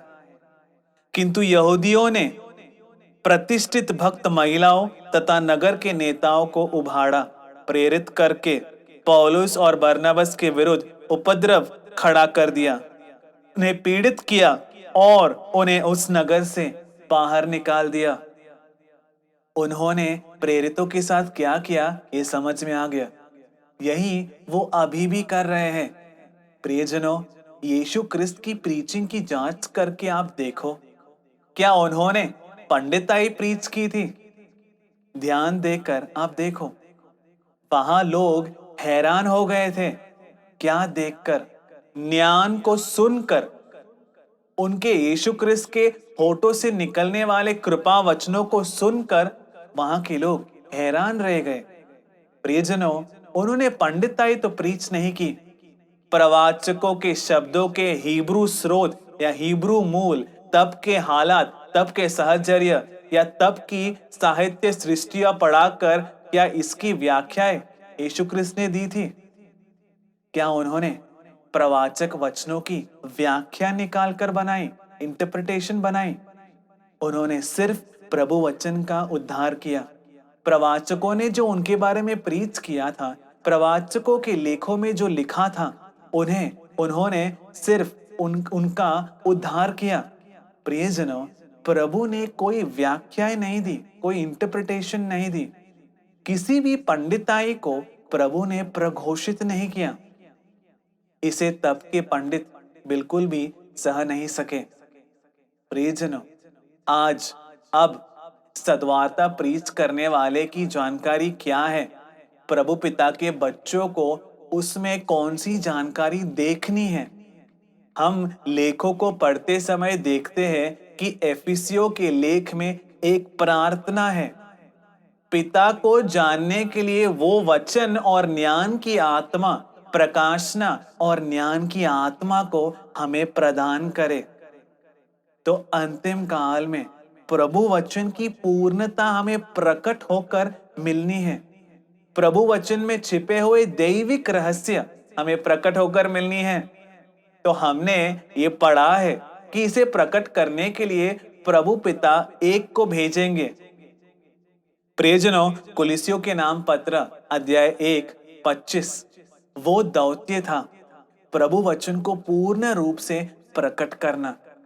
तो विशुद्ध लेख एक के बारे में यह साक्ष्य देता है, जिसे प्रभु वचन को पूर्ण रूप से प्रकट करने की जिम्मेदारी सौंपकर हमारे पास भेजा जाएगा। इन प्रभु वचनों में अनेक रहस्य छिपे हैं जो अंतिम काल में ही प्रकट किए जाएंगे, ऐसा प्रभु वचन साक्ष्य देता है। अगर ऐसा है तो इसे प्रकट करके देने वाले को प्रभु से जो ज्ञान और प्रकाशना मिली है वो कितना ज्यादा होगी। वो भौतिक विज्ञान को प्रीच नहीं करता है। प्रियजनों, कुरिन्थियों के नाम पहला पत्र अध्याय 2 वचन 7 और 8 प्रभु वचन इस प्रकार कहता है, हम उस दैविक ज्ञान को प्रीच करते हैं जो रहस्यमय और छिपा है। ये पौलुस या बाकी प्रेरितों के बारे में कहे जाने से ज्यादा हम इस काल में सद्वार्ता के साथ आने वाले के बारे में सार्थक हुआ है ये, क्योंकि तब से कि 2000 वर्षों से अनेक गुना ज्यादा दैविक ज्ञान को इस अंतिम काल में प्रभु द्वारा भेजे हुए ने इसे प्रकट किया है। इसलिए प्रियजनों, प्रभु द्वारा भेजे गए सद्वार्ता के दूत ने रहस्यमय और छिपे हुए दैविक ज्ञान को प्रीच किया है। ऐसा इन विद्वानों, इन पंडितों को समझ नहीं आया, समझ में आएगा भी नहीं। वो वहां लिखा है, इसे हमारी महिमा के लिए युगों से पहले ही प्रभु पिता ने इसे निश्चित किया है। इस संसार के अधिकारी, इन सभाओं के अधिकारी, पंडित और श्रेष्ठ में से कोई भी इसे समझ नहीं सका है, ना तब और ना आज, क्योंकि वो रहस्यमय और छिपा हुआ दैविक ज्ञान है। प्रियजनों, इसीलिए सद्वार्ता के साथ आए हुए को जो जानकारी प्राप्त है वो इस संसार में कोई पंडिताई कई वर्ष यूनिवर्सिटी में बिताकर दूसरे मनुष्य के पुस्तकों को पढ़कर भावनाओं को देखकर या कोई रिसर्च करके मिली हुई जानकारी नहीं है। वो प्रभु पिता से प्रकट होने वाली रहस्यमय और छिपी हुई अनंत प्रकाश दैविक ज्ञान है। इसे पंडित नहीं समझ सकते हैं। इसे तुम थियोलॉजी स्कूल में, बाइबल कॉलेज में, यूनिवर्सिटी में पढ़कर या किसी से स्वीकार करके प्राप्त नहीं कर सकते हो। रोमियो के नाम पत्र अध्याय 18 वचन 26 प्रभु वचन इस प्रकार कहता है, सभी राष्ट्र विश्वास की अधीनता स्वीकार करें। उसी उद्देश्य से शाश्वत प्रभु ने चाहा कि शताब्दियों से, युगान युग से जो रहस्य छिपा था उसे उन्होंने प्रवाचकों के लेखों द्वारा अब प्रकट किया है।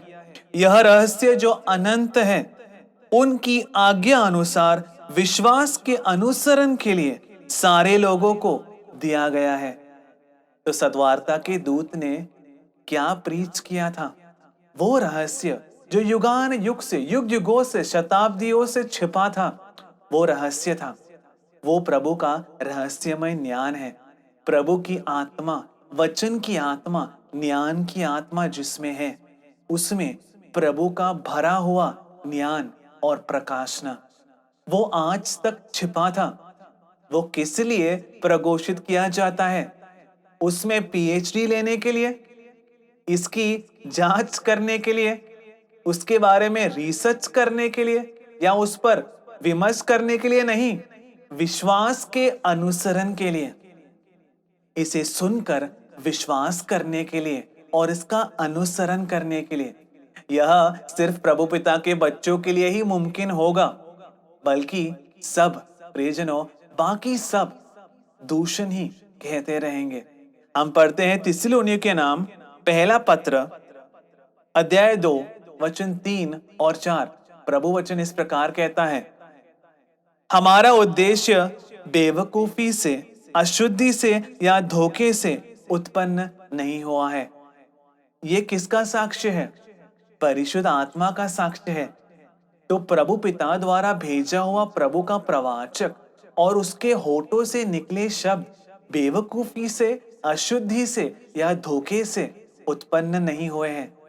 प्रियजनों, इसे जब उस समय इसे पौलुस ने कहा, तब क्या वहां जीवित पुरोहित, श्रेष्ठ अभिषेक प्राप्त किए हुए लोग क्या इसे मानेंगे? उन्होंने तो पौलुस को किसी भी तरह से नष्ट करने का परिश्रम किया था। उन्होंने उसे रोमीय साम्राज्य के हाथों में सौंपकर उसका वध किया था ना। तो क्या पौलुस को देखकर तब के अधिकारी ये साक्ष्य देते थे कि ये शब्द बेवकूफी से, अशुद्धि से या धोखे से उत्पन्न नहीं हुए हैं? आज के अधिकारी, पुरोहित या विद्वान या पंडित ये कभी नहीं मानेंगे कि प्रभु द्वारा भेजे हुए के शब्द बेवकूफी से, अशुद्धि से या धोखे से उत्पन्न नहीं हुए हैं। वो इसका अंगीकार नहीं करेंगे, क्योंकि अगर उसका अंगीकार करना है तो उसके सामने छोटा बनना होगा, उसकी बातें माननी है, उसका अनुसरण करना है, चाहे कुछ भी हो जाए। वो ये तो नहीं मानेंगे, ये नहीं करेंगे। सुसमाचार को प्रीच करने के लिए प्रभु पिता ने हमें योग्य समझकर हमारा अंगीकार किया है, उसके अनुसार ही हम प्रीच करते हैं। सॉरी, मनुष्य का अंगीकार नहीं। ऐसे किसी भी अंगीकार की सद्वार्ता की दूत को आवश्यकता नहीं है। इस संसार के किसी भी सभा अधिकारी या विद्वान या श्रेष्ठ के अंगीकार की आवश्यकता प्रभु पिता के द्वारा भेजे हुए सद्वार्ता के दूत को नहीं है, क्योंकि वो इन सब के ऊपर है। अंगीकार नीचे वालों से नहीं लिया जाता है, उनसे लिया जाता है जो ऊपर से हो। इन सब से ऊपर प्रभु पिता के प्रिय पुत्र एम्परर इमैनुएल का अंगीकार, और उससे भी ऊपर सर्वोन्नत, अत्युन्नत, सर्वशक्त प्रभु पिता का अंगीकार उसे प्राप्त है, सद्वार्ता के दूत को। संसार के लोगों का अंगीकार नहीं चाहिए। ये मनुष्य के प्रीति के लिए प्रीच नहीं किया जाता है, बल्कि हमारे हृदय की जांच करने वाले प्रभु पिता की प्रीति के लिए प्रीच किया जाता है। तो जिसने अधिकार देकर भेजा है, अंगीकार देकर भेजा है, उसे प्रसन्न करना काफी है। इस संसार के मनुष्य के प्रीति को खोजने की आवश्यकता न तो सद्वार्ता के दूत को है और न ही सियोन को है। इसलिए प्रियजनों, जो विद्वान और इन पंडितों के शब्दों को अपने कान देते हैं और जो प्रभु के लोग ये सोचते हैं कि ये विद्वान और पंडित ही सही हैं, उन्हें ये जानना है कि प्रभु पिता के द्वारा दिया जाने वाला अधिकार और अंगीकार क्या है और मनुष्य द्वारा दिया जाने वाला अधिकार और अंगीकार क्या है। प्रभु को क्या प्रिय है और मनुष्य को क्या प्रिय है। अगर इसे हम अलग अलग नहीं पहचानते या ये दृष्टिकोण हमें नहीं मिलता तो गलती हो जाएगी। इसीलिए प्रियजनों, प्रभु द्वारा भेजे हुए ने ऐसे ही व्यर्थ कार्य प्रीच नहीं किए जिससे किसी को कोई भी लाभ ना हो। उसने अनंत मुक्ति के लिए आवश्यक कार्यों को ही प्रीच किया है। नबी सामुएल का पहला ग्रंथ अध्याय 12 वचन 21 प्रभु वचन इस प्रकार कहता है, उन कार्य की ओर मत मुड़ो जिनसे न तो तुम्हें कोई लाभ हो और न तुम्हारा उद्धार ही कर सकते हैं, क्योंकि वह निसार है, वे व्यर्थ है। तो आज की ये पूरी पंडिताई सिर्फ व्यर्थ कार्यों में ही है।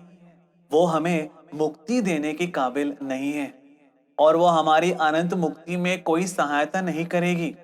लेकिन प्रियजनों, सद्वार्ता के साथ प्रभु पिता ने जिसे हमारे पास भेजा, उसके शब्द हमारे अनंत मुक्ति के लिए आवश्यक है। वे सत्य शब्द है। इसे वो लोग नहीं पहचान सकेंगे जिन्हें सिर्फ व्यर्थ चीजें बोलने और सुनने की परिशीलन है। इसीलिए ये हमारी पंडिताई नहीं पढ़ा रहा है ऐसा कहकर उसे जानकारी नहीं है, इस तरह उसकी बुराई नहीं करनी चाहिए, बल्कि वो जो दैविक ज्ञान बोल रहा है उसे समझने के लिए प्रभु के सानिध्य में याचना करनी है। प्रियजनों, अब जिन लोगों ने सद्वार्ता में विश्वास किया है, उन पर ये लोग क्या आरोप लगाते हैं। कुछ न जानने वाले, कुछ बेवकूफ लोग, प्रभु वचन की एबीसीडी तक न जानने वाले, प्रभु का शास्त्र को न जानने वाले, कोई काम धंधा न करने वाले, ऐसे कुछ लोग सद्वार्ता कहते फिर रहे हैं। यह है इनका आरोप। हम पढ़ते हैं कुरिन्थियों के नाम पहला पत्र अध्याय 1 वचन 26 से 28। प्रभु वचन इस प्रकार कहता है, भाइयों, आपको प्रभु से जो बुलावा आया है उसके बारे में सोचो। और कितने कार्य है सोचने को, इसके बारे में आज सोचने का टाइम किसके पास है। इस बात पर विचार कीजिए कि बुलाए जाते समय दुनिया की दृष्टि में आप लोगों में बहुत कम लोग ज्ञानी, शक्तिशाली अथवा कुलीन थे। ध्यान से सुनना। फिर भी विज्ञानियों को लज्जित करने के लिए प्रभु ने उन लोगों को चुना है जो दुनिया की दृष्टि में बेवकूफ है। हर एक शब्द बहुत भारी है। विज्ञानियों को, जानकारों को लज्जित करने के लिए संसार की दृष्टि में, यानी कि ये जो जानकार हैं उनकी दृष्टि में बेवकूफों को, ध्यान देना, प्रभु की दृष्टि में नहीं, मनुष्य की दृष्टि में जो बेवकूफ है उन्हें प्रभु ने चुना है। हम सुसमाचार में इसे पढ़ते हैं, अनेक बुलाए गए हैं लेकिन कुछ ही चुने गए हैं। बुलाए जाने वाले अनेक हैं लेकिन चुने गए बहुत कम। ये चुनाव किन्हें मिलते हैं? जो संसार की दृष्टि में बेवकूफ है उन्हें, जो बने हुए हैं उन्हें नष्ट करने के लिए संसार की दृष्टि में जो निसार है, जिनकी अवगणना की गई है, उन्हें शून्यता में ही प्रभु पिता ने चुना है। प्रियजनों, ये बड़ा ही मनोहर प्रभु का वचन है। किन लोगों के, कैसे लोगों को प्रभु पिता चुनते हैं? इस चुनाव का लक्ष्य जब पूरा होता है, वो काल होता है अंतिम काल, यानी अब। प्रभु के प्रिय पुत्र प्रभु की मुक्ति की पूर्णता स्वीकार करके प्रभु पिता ने जो हमारे लिए तैयार रखा है, वहां हमें साथ ले जाने की प्रक्रिया के चुनाव के बारे में यहां लिखा गया है। तो ये चुनाव किसे मिलता है? जो संसार की दृष्टि में बेवकूफ है, जो संसार की दृष्टि में निसार है, जिनकी संसार की दृष्टि में अवगणना की गई है शून्यता में। इसीलिए इन्हें कोई जानकारी नहीं है, यह अज्ञान है। जो सियोन में प्रघोषित किए गए सद्वार्ता पर विश्वास करते हैं, ऐसा आरोप लगाने वालों से सियोन के लोगों को यह कहना है, वो यह है, बिना जानकारी के इस संसार के इस निसार अवस्था में, शून्यता में हम गर्व करते हैं। प्रियजनों, प्रभु इस तरह का चुनाव इसलिए करते हैं ताकि कोई भी उनके सानिध्य में घमंड ना दिखाए, अहंकार ना दिखाए। ऐसा विशुद्ध लेख साक्ष्य देता है। प्रभु के द्वारा भेजे हुए में प्रभु पिता ने जो दैविक ज्ञान, प्रकाशना और जानकारी डाली है, उसे न समझ पाने वाले जब इस दैविक ज्ञान को भेजे हुए में से स्वीकार करते हुए लोगों को देखेंगे, तो वो सह नहीं सकेंगे। इसीलिए उन्हें जानकारी न रखने वाले और बेवकूफ कहकर उनकी निंदा करेंगे। यही तब यहूदियों ने 2000 वर्ष पहले यहूदी पंडितों ने और पुरोहितों ने भी ऐसा ही किया था। जब उन्हें पकड़ने गए, जब यीशु क्रिस्त को पकड़ने गए थे, उन सैनिकों ने उन्हें बिना पकड़े ही वो वापस आ गए। तब उन्हें पूछा, बिना किसी नियम को जानने वाले ये शापित लोग ही तो यीशु क्रिस्त में विश्वास करते हैं। आज के विद्वान और पंडित भी यही कहते हैं। इसलिए प्रियजनों, प्रभु का चुनाव ऐसा ही है। इसीलिए क्या हुआ? इस चुनाव को देखकर ये विद्वान, ये पंडित और शास्त्रियों में ईर्ष्या और द्वेष जन्म लेगा। ये मूसा द्वारा प्रभु पिता ने जो प्रवचन कहा है, उसे पूरा करने के लिए हम पढ़ते हैं विधि विवरण, व्यवस्था विवरण अध्याय 32 वचन 21। प्रभु वचन इस प्रकार कहता है, उन्होंने ऐसों से मुझे चिढ़ाया, मुझ में ईर्ष्या पैदा की जो प्रभु ही नहीं है। आज पूरा चर्च यही कर रहा है। तुच्छ देव मूर्तियों की पूजा कर उन्होंने मेरा अनादर किया है, मुझे प्रकोपित किया है। इसका उदाहरण हमने इन दिनों में भी देखा है, चर्च के मेन सेंटर में भी। तुच्छ देव मूर्तियों की पूजा कर उन्होंने मेरा अनादर किया है, मुझे प्रकोपित किया है। मैं उनमें उनके द्वारा ईर्ष्या उत्पन्न करूंगा जो मेरे लोग ही नहीं है। बेवकूफों के एक समूह द्वारा मैं उन्हें प्रकोपित करूंगा। तो जो पंडित और श्रेष्ठ सद्वार्ता की दूत को देखकर, सद्वार्ता में विश्वास करने वालों को देखकर प्रकोपित है, उन्हें ये जानना है कि तुम्हें प्रभु पिता ने ही प्रकोपित किया है। तो जिस समूह के बारे में संसार ने ये न्याय किया था कि वे बेवकूफ हैं, उनके द्वारा श्रेष्ठ और बहुमान्य लोग को प्रभु प्रकोपित करेंगे। इसके पूरा होने का समय है यह काल। कुरिन्थियों के नाम पहला पत्र अध्याय 3 वचन 18 से 20। प्रभु वचन इस प्रकार कहता है, कोई अपने आप को धोखा ना दे। प्रियजनों, जो पंडित कहकर अवकाश जताते हैं, उनसे प्रभु पिता कह रहे हैं, कोई भी आत्मवंजना न करे, कोई अपने आप को धोखा ना दे। कोई भी अगर इस संसार में खुद को ज्ञानी मानता है, तो वो यथार्थ ज्ञानी बनने के लिए खुद बेवकूफ बन जाए। यदि आप लोगों में कोई अपने को संसार की दृष्टि से ज्ञानी समझता हो, तो वह सचमुच यथार्थ ज्ञानी बनने के लिए खुद बेवकूफ बन जाए। तो जो अपने आप को ज्ञानी समझता है वो यथार्थ में ज्ञानी नहीं है, यह तो व्यक्त है। इसलिए प्रियजनों, इस संसार में विज्ञानी है ऐसा गर्व करने वाला प्रभु पिता के सानिध्य में यथार्थ ज्ञानी बनने के लिए इस संसार में अपने आप को बेवकूफ बनाए। प्रियजनों, प्रभु पिता के सामने यथार्थ ज्ञानी बनाने के लिए इस संसार की दृष्टि में प्रभु पिता ने सियोन को बेवकूफ बनाया है।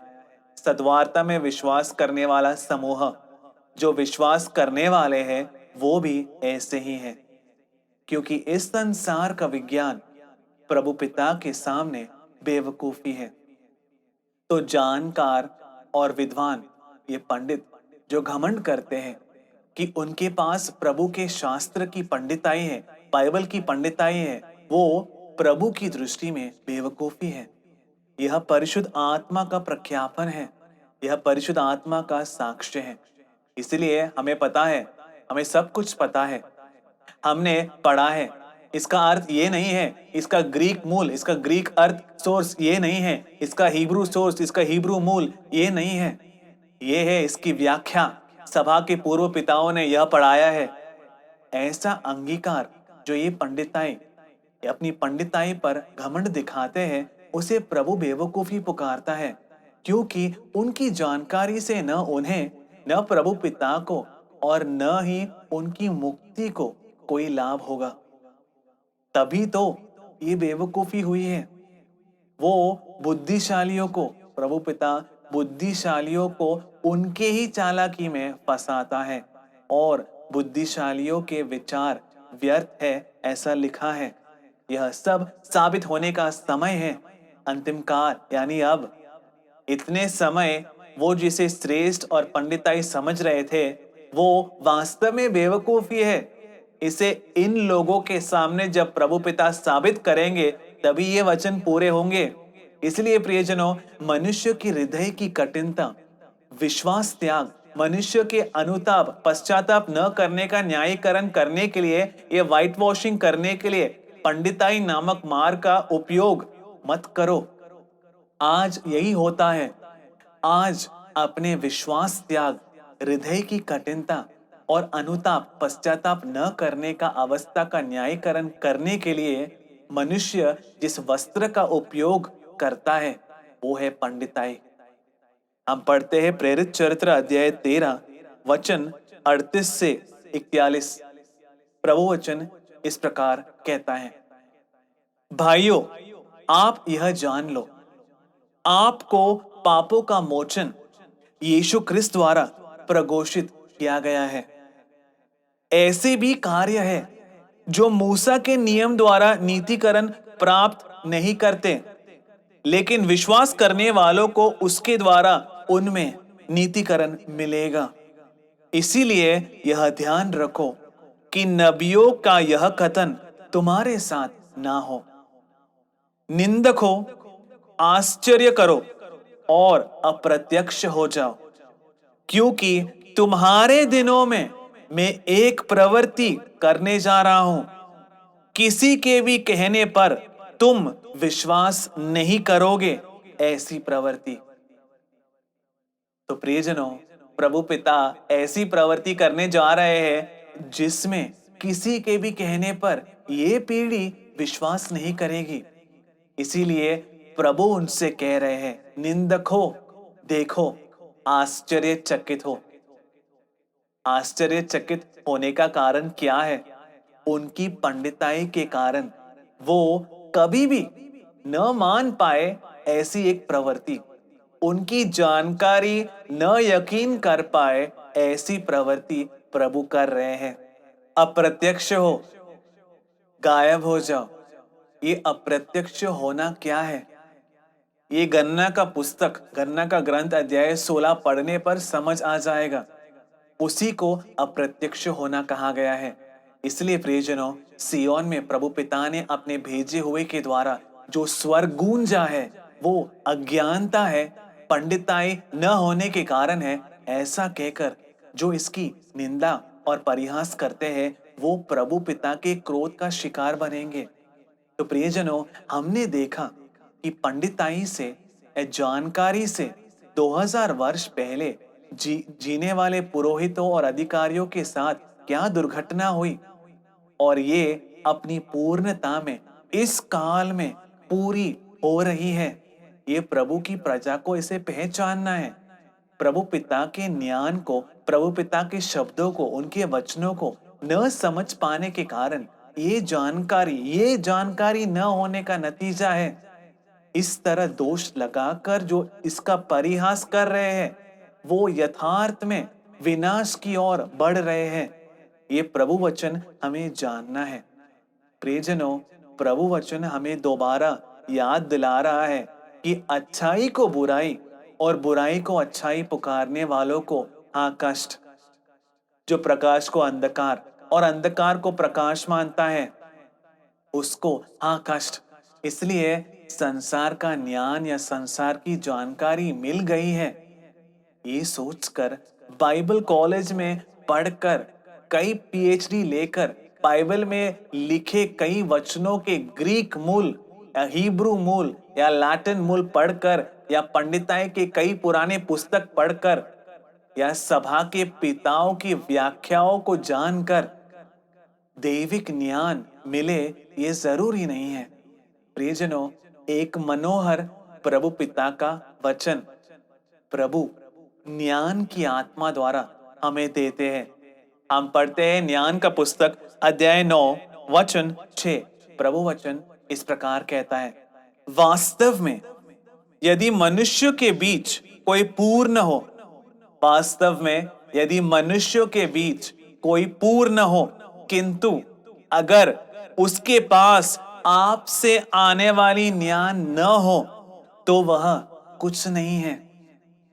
आज पंडितों को जो हृदय में संभाल कर रखना चाहिए वो वचन है ये, चाहे कोई मनुष्य के बीच संपूर्ण हो, चाहे कोई भी मनुष्य के बीच संपूर्ण हो, लेकिन अगर आपसे आने वाली, प्रभु पिता से आने वाली ज्ञान उसके पास न हो तो वो कुछ नहीं है। तो बिना प्रभु से ज्ञान मिले भी मनुष्य के बीच कोई संपूर्ण दिख सकता है, ये तो पक्का है। यानी कि बिना दैविक ज्ञान के भी कोई व्यक्ति पंडिताई की उच्च कोटि तक पहुंचा है, ऐसा लोगों से कहलवाया जा सकता है, ये समझे प्रियजनों। लेकिन वो सब प्रभु का ज्ञान नहीं है, इस पृथ्वी का ज्ञान है, इस पृथ्वी का ज्ञान है और प्रभु पिता का भी ज्ञान है जो इस पृथ्वी की पंडिताई से भरे हैं। इस पंडिताई पर आश्रय रखने वाले, इस पंडिताई से सब जान सकते हैं ऐसा झूठा मोह रखने वाले ये लोग प्रभु पिता के सत्य के विरुद्ध, उनके दैविक ज्ञान के विरुद्ध और प्रभु द्वारा भेजे हुए के विरुद्ध दूषण कहते रहेंगे। जानकारी नहीं है ये कहकर परिहास करते रहेंगे। इसलिए प्रभु पिता की ज्ञान हमसे कह रही है। सूक्ति ग्रंथ नीति वचन अध्याय 2 वचन 1 से 5। प्रभु वचन इस प्रकार कहता है, पुत्र मेरे शब्द सुनो और मेरे नियमों का पालन करो। परिशुद्ध मां कह रही है, पुत्र बेटे मेरे शब्द सुनो और मेरे नियमों का पालन करो। ज्ञान की बातें कान लगाकर सुनोगे और सत्य में मन लगाओगे। यदि तुम विवेक की शरण लोगे और सत बुद्धि के लिए प्रार्थना करोगे, यदि तुम उसे चांदी की तरह ढूंढते रहोगे और खजाना खोजने वाले की तरह उसके लिए खुदाई करोगे, तब तुम समझोगे कि प्रभु की भक्ति क्या है और तुम्हें प्रभु का ज्ञान प्राप्त होगा। इसीलिए प्रियजनों, जिस तरह प्रभु वचन कहता है वैसे ही हम प्रभु पिता के सामने रहें। प्रभु आपका ज्ञान से हमें भर दीजिए, ऐसे प्रार्थना करें। बिना इस ज्ञान के मिले प्रभु पिता के प्रबोधन को, प्रभु पिता के छिपे ज्ञान को पहचान भी नहीं सकोगे। इसे प्राप्त न करने वाले विद्वान और पंडित ही इस संसार की जानकारी द्वारा अंधे हो गए हैं। इस संसार के देवता ने उनके मन को अंधा कर दिया है। इसीलिए प्रभु पिता के महिमा के सुसमाचार को, उनके महिमा पूर्ण प्रकाश को वे देख नहीं पा रहे हैं। इसीलिए वो इसके विरुद्ध आज दूषण कहते हैं। इसलिए प्रियजनों, जानकारी नहीं है इनके पास। ऐसा कहकर दूषण कहने वाले पंडितों ने जो किया था 2000 साल पहले और जो अब कर रहे हैं वो क्या है, इसे पहचान कर उनके शब्दों द्वारा धोखे में आए प्रभु के बच्चे प्रभु पिता के सत्य को, उनके सत्य वचनों को कान दे सके, प्रभु पिता के प्रकाश को स्वीकार कर सके और अपने आप को तैयार कर सके। इसके लिए ही ये प्रभु वचन मैंने आपके साथ बांटे। इसीलिए प्रभु पिता की करुणा हम में से हर एक को उनके प्रकाश को देख पाने के लिए हमारी अंदरूनी आंखें खोलकर अपनी करुणा प्रभु पिता हम में से प्रत्येक पर बरसाए, ऐसा प्रार्थना करता हूं। आमीन।